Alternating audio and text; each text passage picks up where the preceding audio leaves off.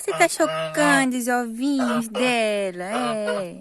É seu ovinho que ela tá chocando.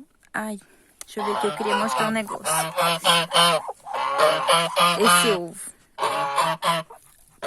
Ele trincou. E o patinho já tá, o ganso, né, tava bem gerado já.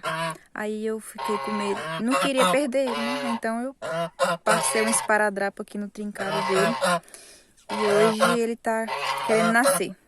Aí eu comecei a tirar o esparadrapo aqui, tá vendo que tem um trinco aqui e o principal tá aqui, a furada.